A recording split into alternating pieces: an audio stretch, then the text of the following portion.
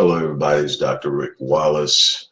At whatever time you eventually view this video, I hope that it will be under the mindset or under our engaged attitude of having launched this new opportunity as many of us view it in 2018, having launched it with expectations of greatness.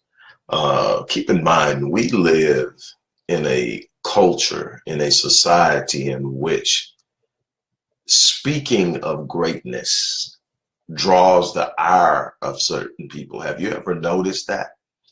If you talk about being great, people will accuse you of seeking arrogance, of being arrogant, or thinking you're better than someone else. When you begin to set your gaze on something greater, something higher, something of a greater standard of excellence, you will find people around you will start to have certain feelings of animosity and disdain towards you, and you wonder, what is it about striving for excellence that upsets people? What is it about wanting something more for yourself that makes people uncomfortable? See, what I tell people all the time is that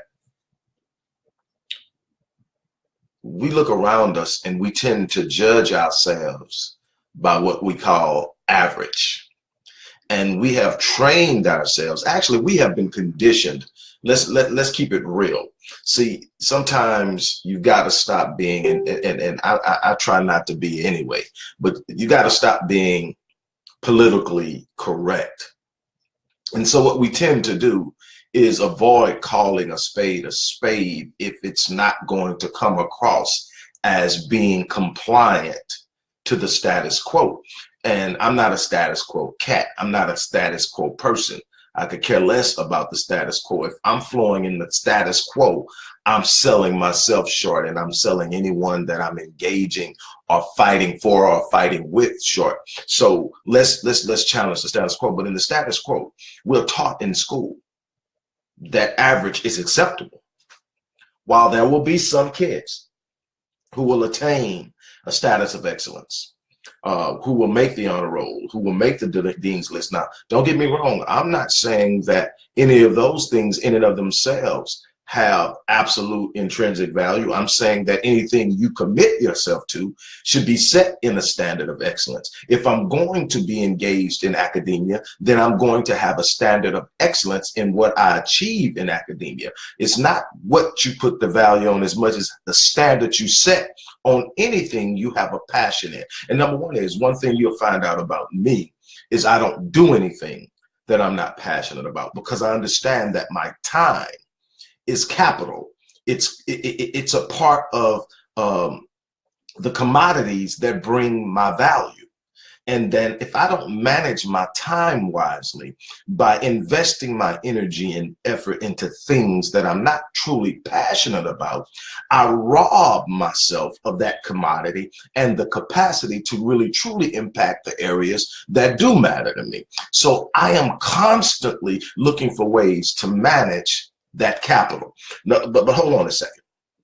Back to the average thing, because I want to kind of nail that before we talk about the importance of engaging every second with intent.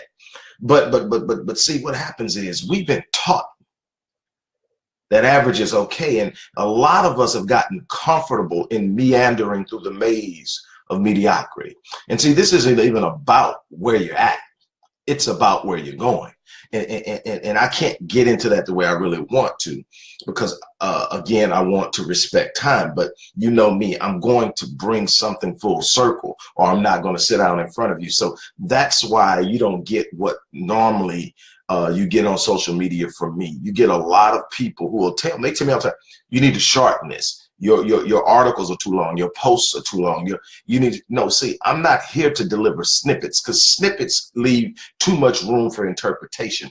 I want to leave you with something comprehensive enough that if you just watch one video, there's something in your life that you can change. If you just watch one video, if you just read one article, there's something you're going to take with you that will change your life forever. That's why I spend the time I do giving on these videos with the link that I put in, because I'm not trying to get you to go, wow, that was cool. Did you hear what he said? That one liner sounds great, and it can be inspirational, but can you really take it, break it down, and use it? I want to give you one-liners, but I want to give you what's behind it, why I say it.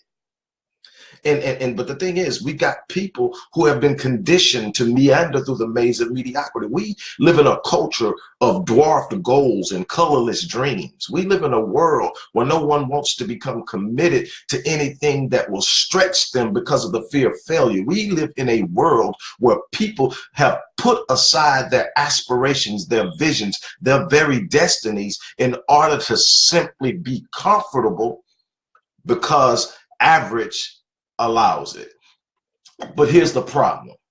See, when you are among average, and then one day you discover that there's something beyond average, there's something out there that you have within you the capacity to take hold of, and you start to aspire to it, and then you start to climb and you start to set your sights, and the very idea of doing something different changes your mentality. It changes your thinking. It changes your expectations. It drives you to a place to where you're now looking at life completely different.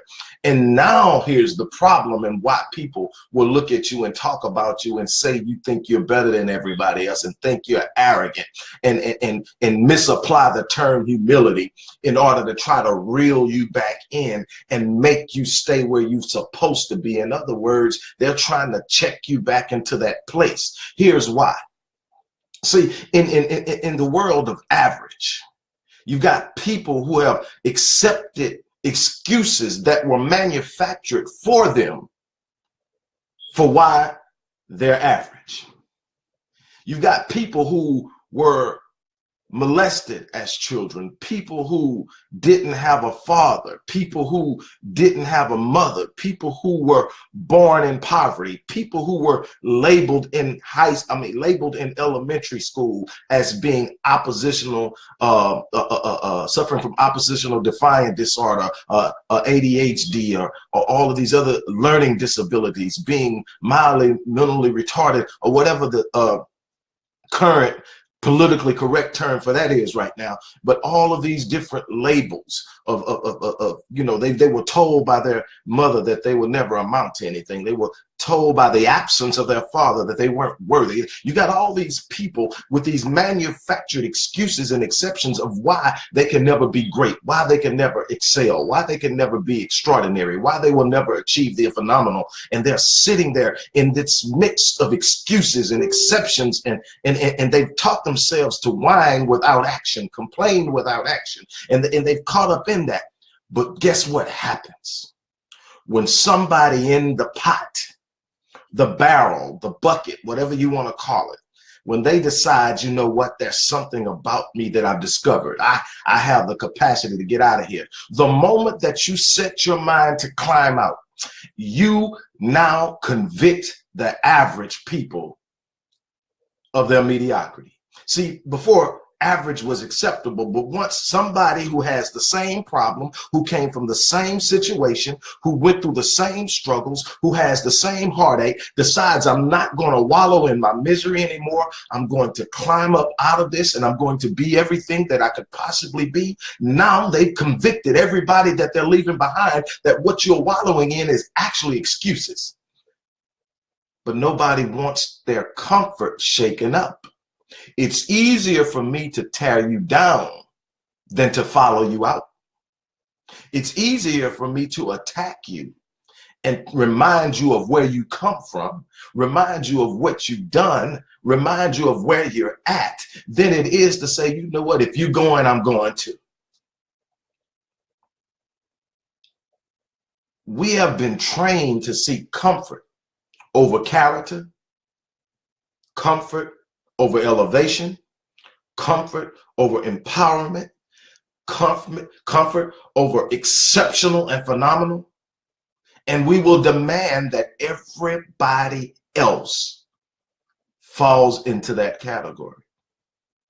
What? We don't want anyone convicting us that what we're really doing is hiding behind excuses because of fear of failure, fear of what people are going to say, fear of getting knocked down, fear of the discomfort, fear of uncertainty. So we hide in the corner of comfort, thinking that that is what life is about. How many times? I just want to be comfortable. I can't remember who said it.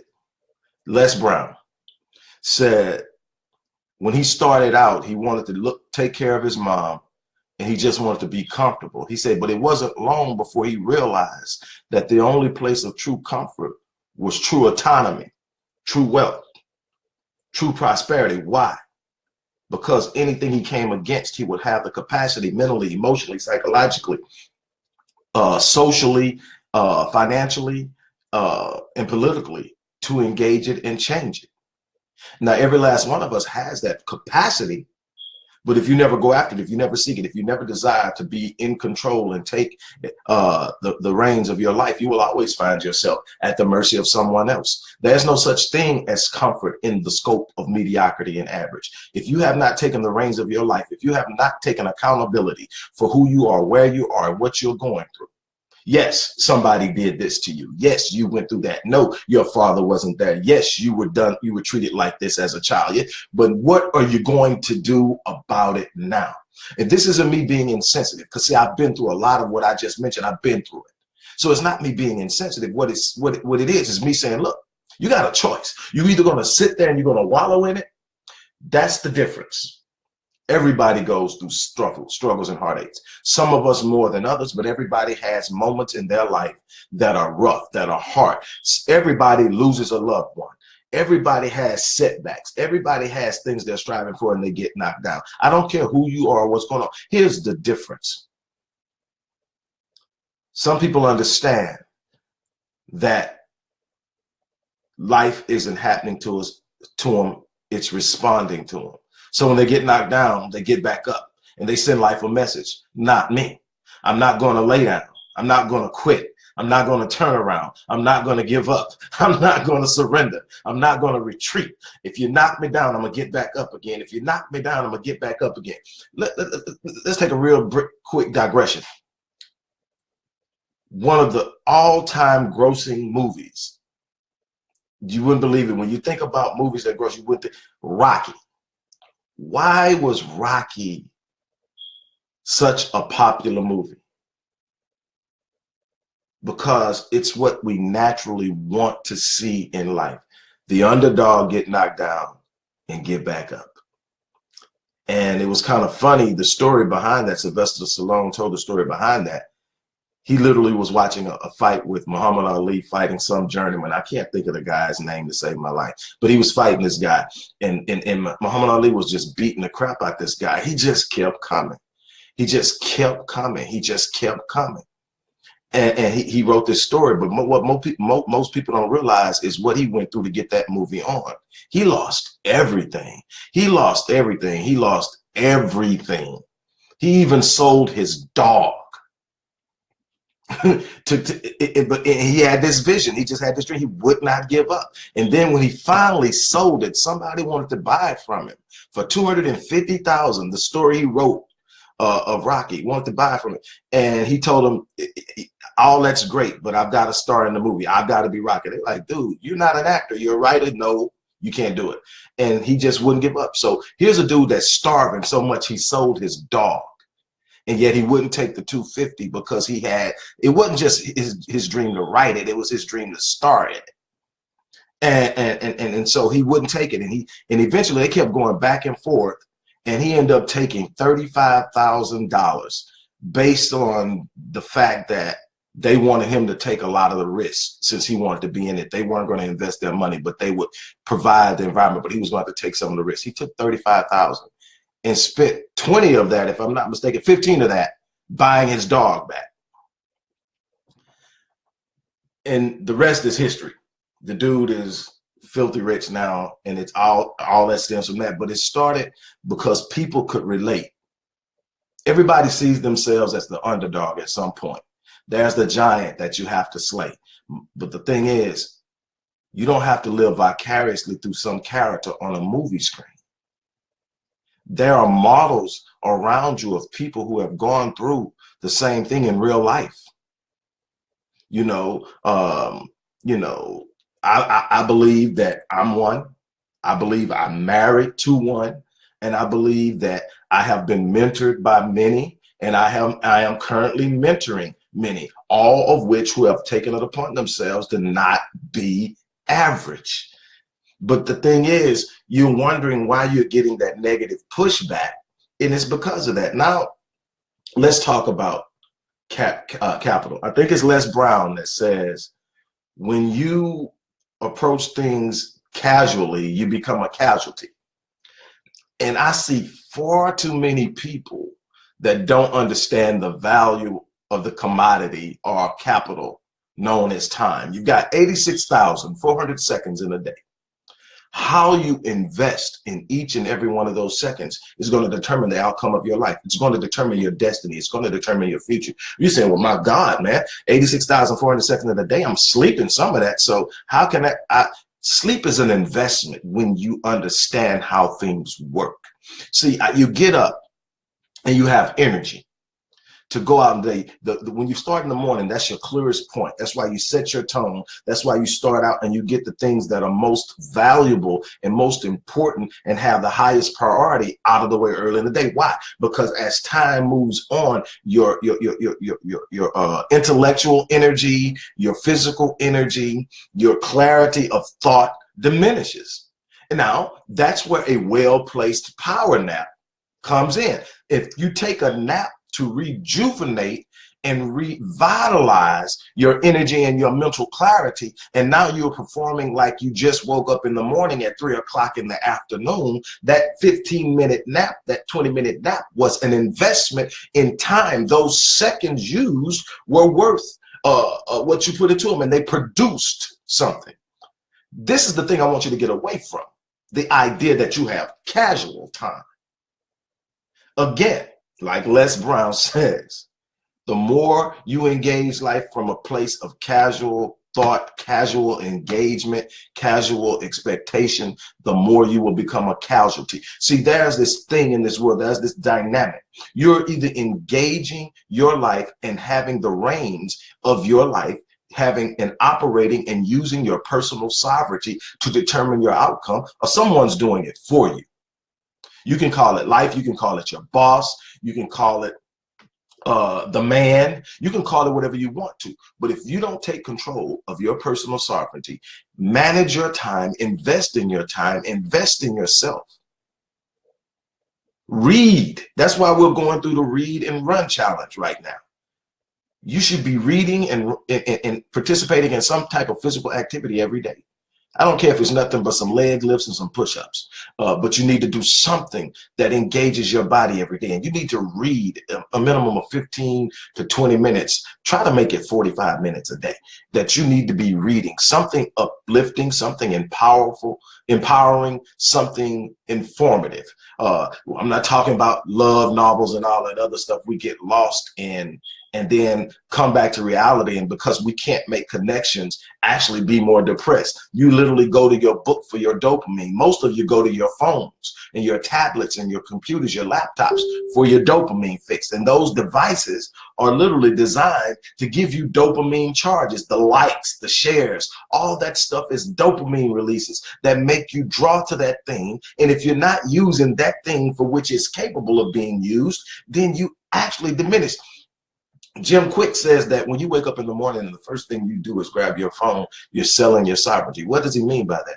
Because you're going to immediately put yourself in a reactive or responsive position, and you no longer have absolute control of your day. I teach this relentlessly, and you've heard this over and over again. When you wake up in the morning, the first thing you want to do is set your state. Before you set up to do anything, before you start trying to work on anything, you need to set your state. You want to be functioning in an optimal state, emotionally, psychologically, physically, and spiritually. You want to be in alignment across the board of what you're going to do and what you're expecting out of the day. You want to know that I will meet challenges, but I'm built for this. You want that in your mentality. You want to see, literally sit down and see where you're going to be by the work and the investments you're doing. So every day, that should be a time when you wake up and the first thing you do is you think about what you have to be grateful for. You set a tone of gratitude first and foremost. Then you move into a point where you're setting the tone of expectation. You understand that life's going to throw you some curveballs. You understand that there are going to be some difficult moments. You understand that everything isn't going to line up the way you want it to be. That's a part of life. But what you tell yourself is, I'm built for this. What I have set out to do in this life, what I have set out to do, I'm going to do. I'm going to do A, B, and C today. Everything else that I want to do today will come down the line, but A, B, and C will get done. I'm going to make sure that gets done. You set that, and then you sit up and say, these are my goals for today. These are my goals for 2 weeks. These are my goals. And every goal I shall reach. I have the capacity to reach it. See yourself living in it, not saying I'm going to. You start talking about it as if. I believe the biblical expression would be saying, calling those things that are not as though they were. Start speaking things that you want as if they're already there. And people say, that's just fake. That doesn't make sense. That's denial. No. See, that's you talking about being a person of faith, but not understanding faith. Let's keep it real. I told you I wasn't going to be politically correct. I'm not here to make friends. I'm here to change lives. Let me explain something to you. See, when you're operating in faith, you're operating outside of reason. You're operating outside of rationale. You're operating outside of what you can reasonably and logically work out. When you're operating in faith, you're calling things that are not as though they were, and you're living in them. Why?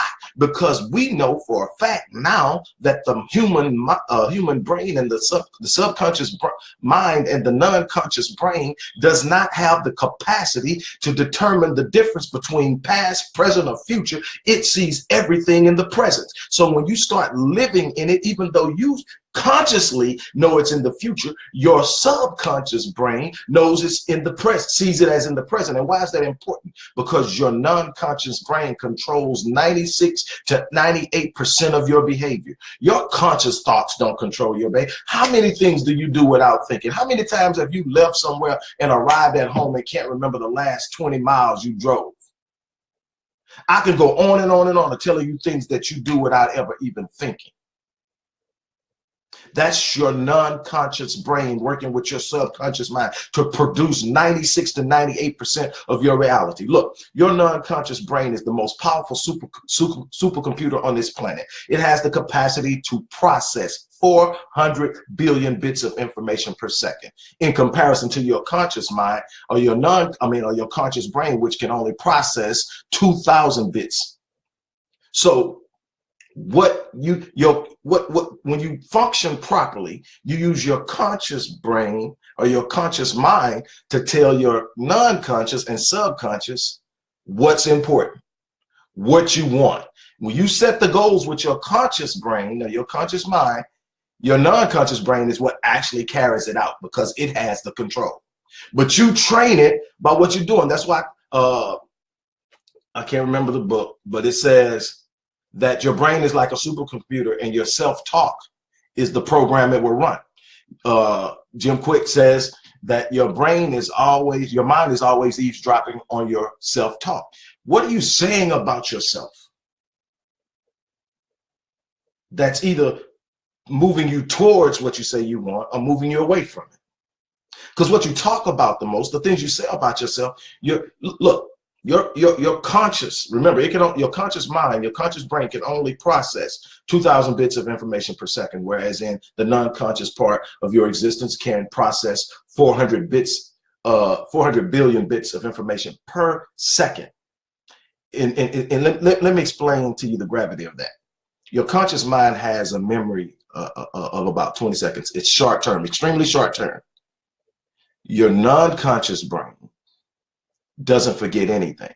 and it gets everything. All the things that are going on around you right now that you don't hear, that you don't see, your subconscious, your non-conscious does. It's picking it up. That's why it's important to guard your gates. That's why it's important to watch what you listen to. That's why it's important to watch, what you see, what you expose yourself to, because your gates, your eye, all of your sensories, everything except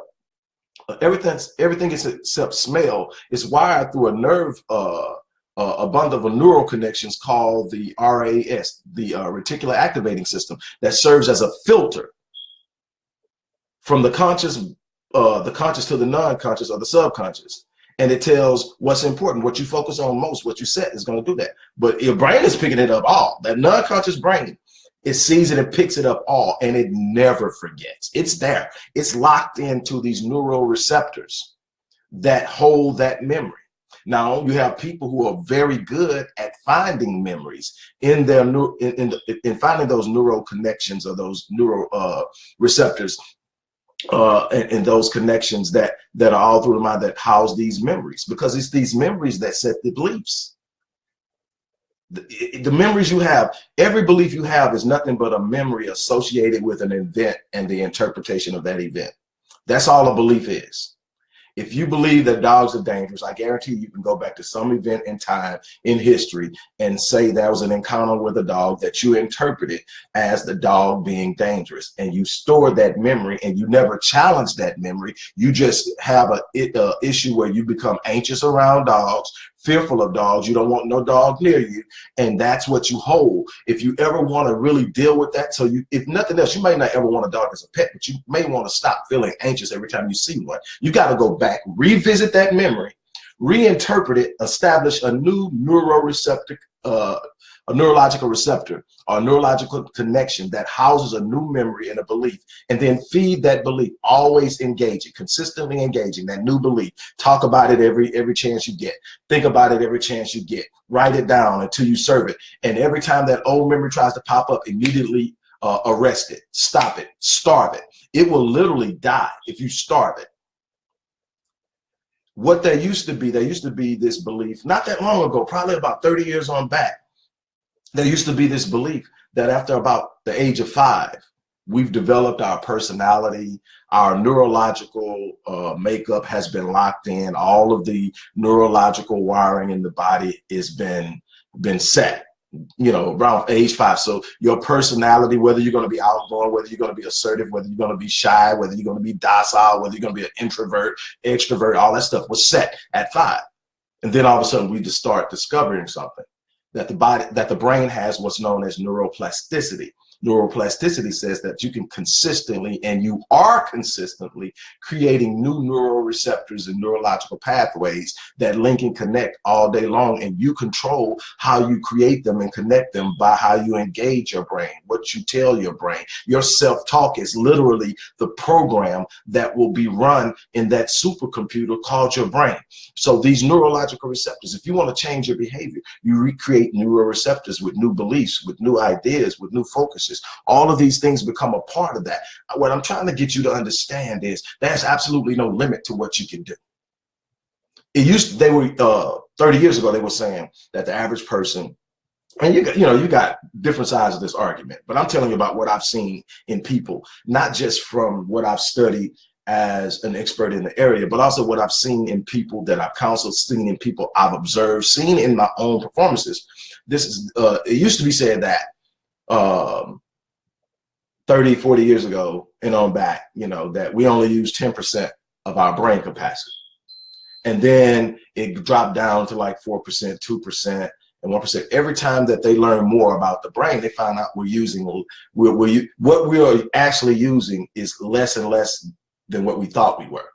And it's all accessible. There's nothing that you have that you're not capable of using. It's whether or not you learn it, whether or not you give yourself permission to learn it, whether you challenge yourself to learn it, whether or not you challenge yourself to do it. A lot of us are walking around locked in the little box that was given to us at 2, 3, 4, 5, 6, 7 years old of what we were capable of, what we were going to do in life. We can't do that because of this. You're not really going to be good at that because of that. All you'll ever really be able to do is this. All these little things that people planted, those seeds they planted, and you accept it. That's what's locking you in, the limitations that you accept. Now, don't take anything that I'm saying today as being an idea that life is easy. All you got to do is say, I can do it, and believe it. No, what I'm saying is the beginning of greatness is the belief that it's possible. The work has to be put in. The discipline has to be there. The commitment to all that is required has to be in place. And you have to be consistently engaged in it. You've got to look at that capital, your 86,400 seconds, and say, I'm going to maximize it. I'm going to use it. I'm going to take rest periods when I need it. I'm going to go full in when it's time to work. If it's playtime, I'm going to play hard and I'm going to leave work alone because I need that.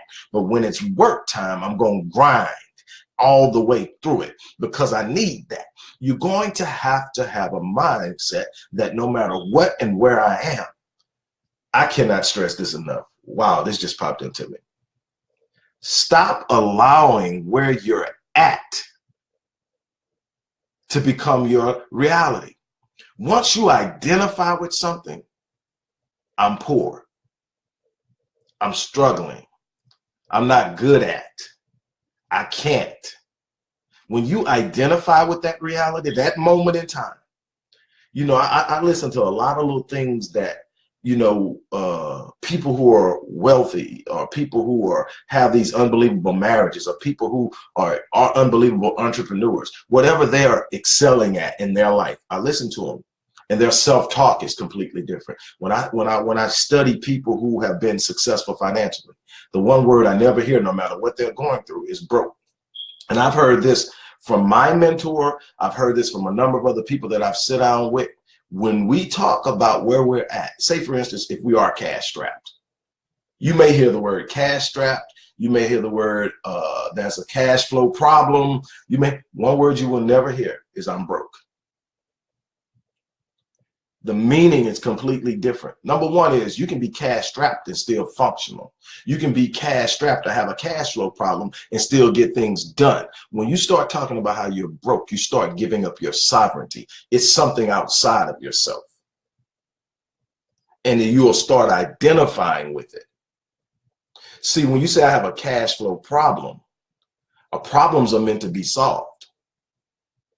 It's not a permanent thing. It's something I'm working on. Here's the thing though. Everybody around you will try to lock you in and judge you based on where you're at, instead of where you're going and what your capacity is. Your wealth is not what's in your bank account. Your wealth is what's inside of your capacity, and which creates your value. Your wealth is in acknowledging and recognizing your inner value. What type of value you bring to the market is your wealth. Because there's an idea inside of you that when you access it, you feed it, you nurture it, you learn it, it becomes immensely valuable to the people that need it. And at that time, that value, as assessed by whoever needs it, determines the value of that particular idea. There are literally people walking around with billion-dollar ideas, but have bought into the fact that simply, you know, I'm just a poor person, I can't do anything with it. And just walking around with it. I think that Miles Monroe was the first person to say this, but the cemetery or the graveyard is the wealthiest place in the world. Why? Because of all the ideas that made it there that were never tapped into, never pursued, never engaged, all the books that were never written, all the lectures that were never given, all the inventions that were never followed through on, all these unbelievable ideas that people took to the grave. I believe it was Norman Vincent Peale that once said, the worst thing that could ever happen is that the reverse of life happens at the end of death. And what he was saying is, imagine the normal thing for someone who's lived a full life and has come to the end of the road, and the family pretty much knows that time is nearing it. The family is gathered around the bed, and you got all of your children and your grandchildren and your great-grandchildren and nieces and nephews and everything, and everybody's around the bed, and they're paying homage to the great life you've lived and how you've impacted their life, how you've prepared them, how you've done that. Now imagine the reverse. You're on your deathbed, and instead of being surrounded by loved ones, you're surrounded by all of the ideas, all of the potential, all of the things you should have done, the things that were a part of your destiny. And they're looking at you because they know that when you leave this place, they're going to the grave with you, untapped, undone, unfinished, unactualized, buried forever, because it was yours. Nobody else can do it but you. But you took it to the grave with you. Nobody can do it the way you do it because nobody's you. That's the most powerful thing that brings your value, is your uniqueness. Nobody else on this planet is you. That's your value. When you start to understand your value, you will understand that you just have to pursue with a relentless fervor your passion and use that passion to help other people. And those numbers in that bank account will start to rise. Sometimes you're chasing it the backwards way. When you start to look at what you have inside of you that brings value to other people's lives, and you start to pour into people, some will pay for it, some will not, depending on situations of what's going on. There's absolutely nothing wrong with making people pay for the value you bring to their lives. Absolutely nothing. That's a mindset that keeps people poor. Well, I don't want to charge for this. My thing is, if you can't pay for it and I have something to give you, I'm going to give it to you. But if you can pay for it, you're going to not only bless yourself by paying for it, you're going to bless the people who can't, because that's going to allow me to help them. But the wonderful thing is, there's no limit to the way you can work that, the way you can set that up. You've got to see the value in you before anybody else does. But again, wealth is not the number in the bank account. Wealth is the understanding of the capacity you have to create the life you want. And the moment you accept the fact that you can create your destiny, you can design your destiny, your pathway through the way that you think and the way you engage life, you are at that moment wealthy. Now you just simply need to bring that from the fifth and the fourth dimension into the third dimensional realm, is where we can touch things and actually feel it. But we are creating it the moment it becomes an idea in our head. And we make up in our mind, I gotta have it. It's there, it's done, it's already in motion. The universe at that very moment is actually conspiring with you. You can call it God, you can say whatever you want to call it. God is meeting you at your expectations. The thing is, what are you expecting? Are you expecting to get up and go do something you really don't want to do because you don't think you have a choice? Are you expecting to get up and get beat up by life again because there's no choice? Are you expecting to get up and life be miserable and you be sad all day because there's no choice? If that's what you're expecting, that's what you're going to get. God meets you at the, and for my Christian people, it's real easy. I'm going to take you to a Bible verse, Book of Numbers.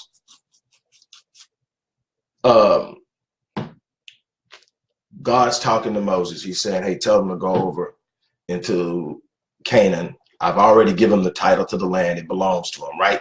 That's what he's saying. I'm just going to speak it to you. We're not going to use the religious tone and all that stuff. We're just going to talk.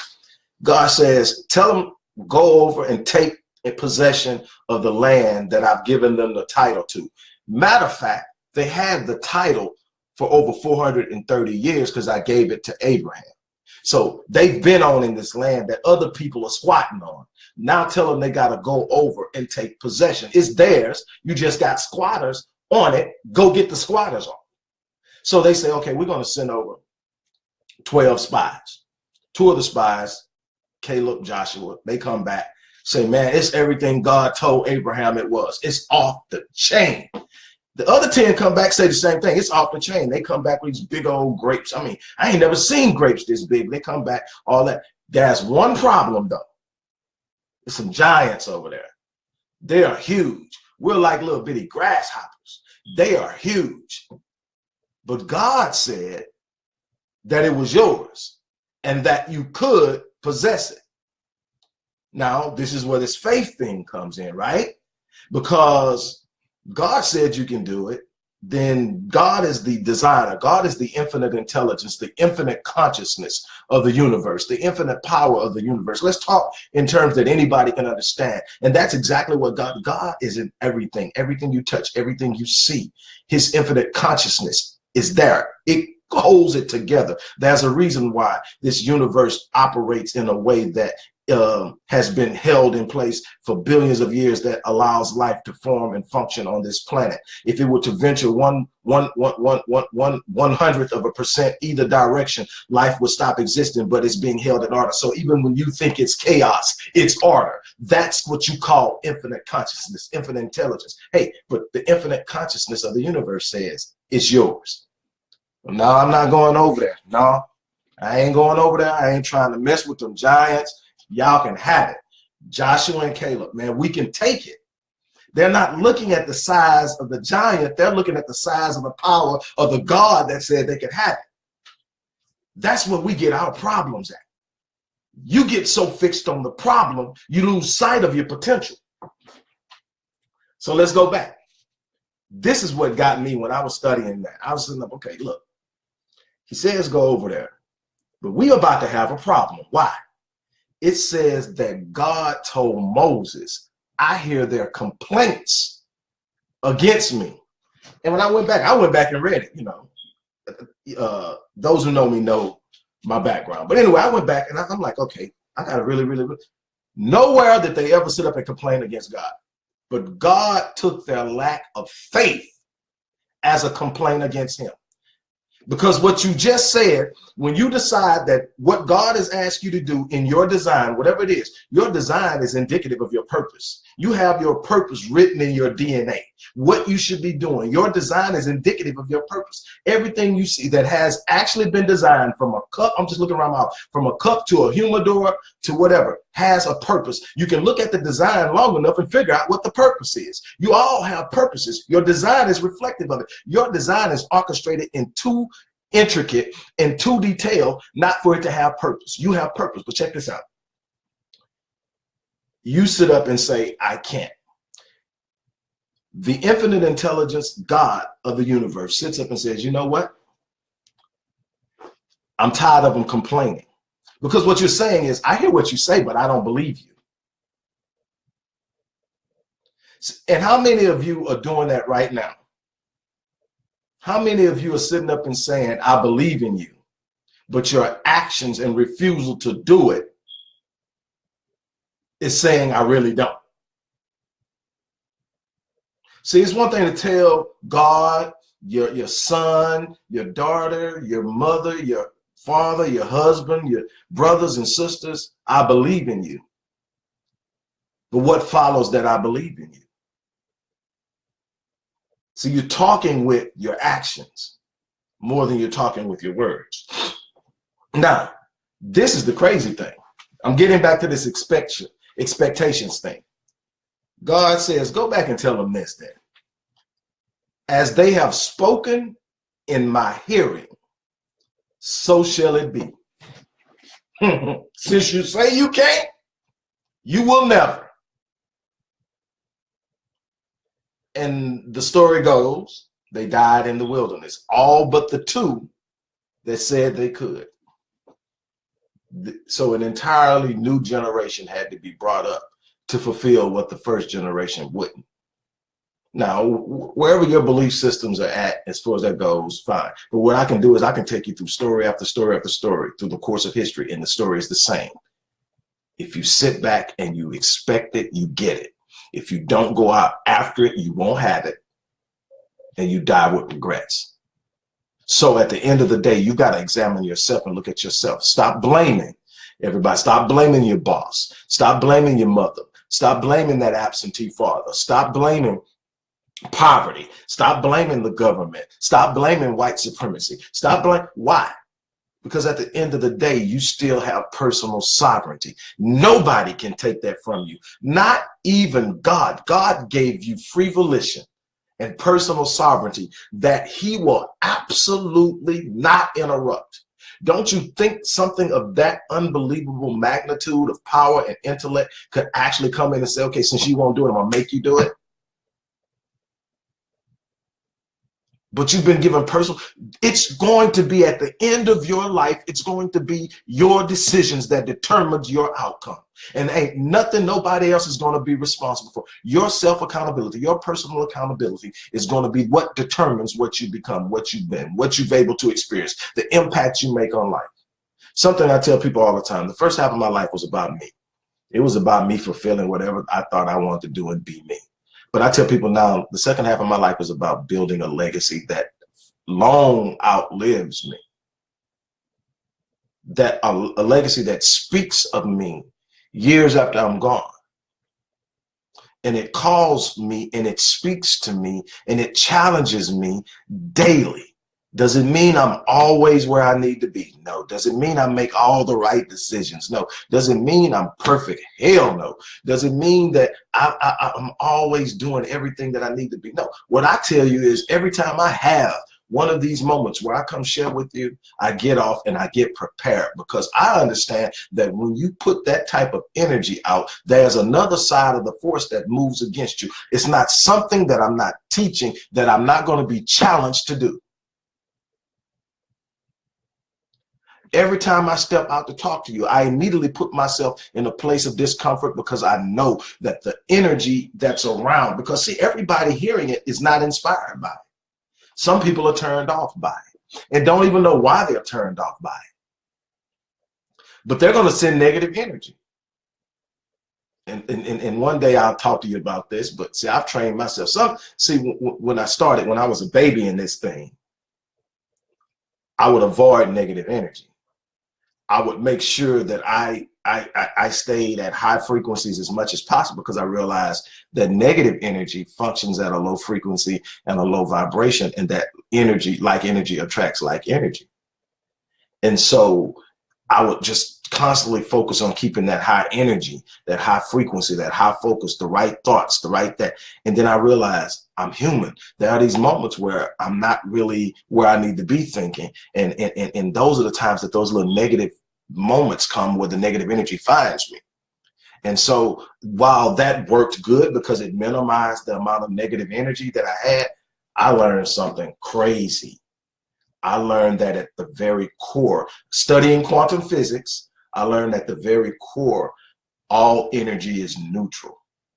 And if you are able to dissect and break down energy, the subatomic matter that creates everything in this universe, if you're able to break it down to its least common denominator, the energy becomes neutral. It's neither positive or negative. It's not even formed into what it will be. You can literally take negative energy from other people and transform it into positive energy. When you learn how to truly control the spiritual environment around you, you start building power off of things people sent to you to hurt you.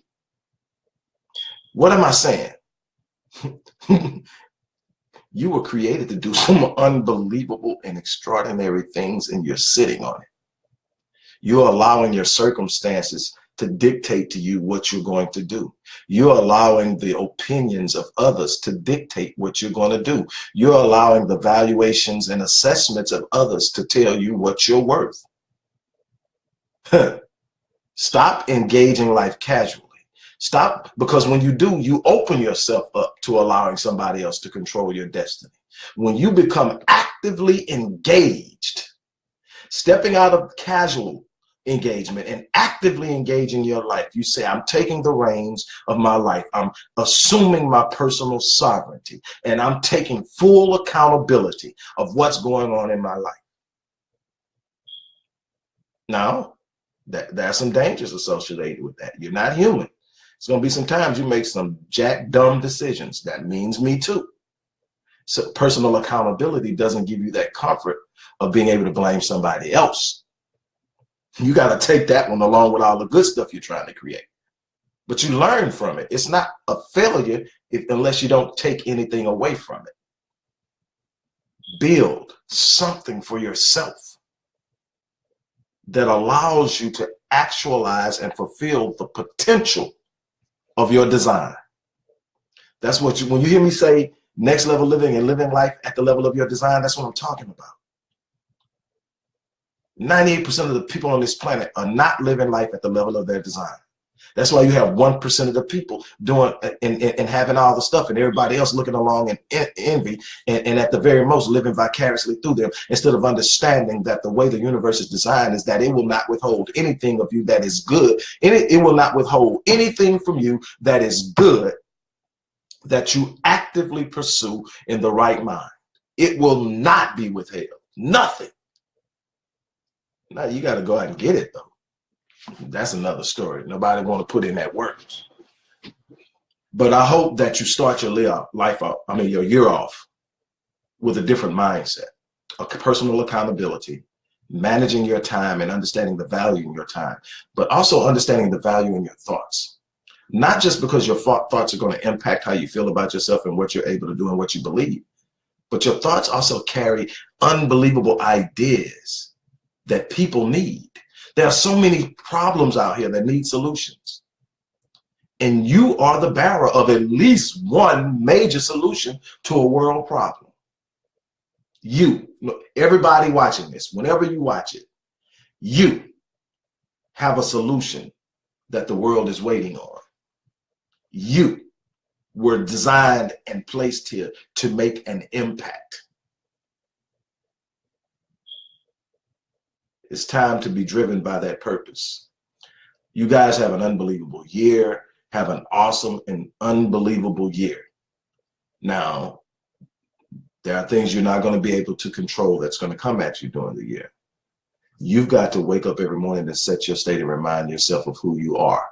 When you consistently remind yourself of who you are, you will reach a point to where nothing and no matter what you come against will shake you, because you will simply look at it and say, I'm built for this. I could tell you how many times I've looked at something and it was so much bigger than me, but it wasn't bigger than my purpose. And I just simply looked at it and said, I'm built for this. I'm built for the battle. I'm going to take it on. If I'm still breathing, I'm still in the fight. The only thing that'll stop me is death, and I'll gladly give it before I lay down and quit. Go after it. Again, you can email me at lifechange@rickwallacephd.link if you're looking for a personal counselor, someone to help you develop this, whatever you want to call it, life coach or whatever. You can email me. You can also pre-order the book Critical Mass, which is an extremely comprehensive guide to living life at the next level. It talks about the techniques I use with my client. It explains how the mind works. It explains how the mind works in unison, in energy, in parallel with the universe, with one another, with other people, how to attract the right things to you, how to use your mind to literally design your destiny. That's what you were designed to do.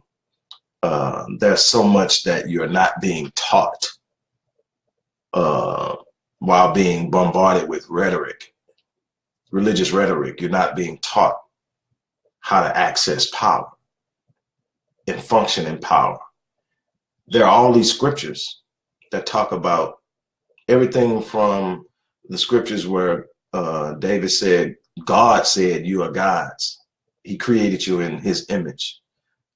Or to nothing shall be withheld from you, to Jesus saying, these things that I've done, you will do also in greater things. Are you doing greater things? Are you executing your capacity to design and put in motion and bring into reality things that are not yet? Are you exercising those things? If you're not living at the fullness of your potential. You are allowing life to guide you and take you where other people are literally using your capacity to fulfill their own desires and paying you pennies on the dollar for it. I don't care what it is you do. If it's something you're passionate about and you want to do it. But do it on your terms. Do it to where it benefits you and those you love. You owe it to those you love not to be taken advantage of. not to be misused, not to be mistreated, not to send the message that this is the way things are. You owe it to everyone in your periphery to develop a standard of excellence that demands nothing but the best from you daily. You are required to give back all of what you have in you to the world in a certain capacity. That's it. I'm out of here. As I always say, I'm going to die on E. I think you can understand what that means by now. I challenge you to do the same thing. I dare you. With that being said, I'm out of here. It's been awesome. Peace.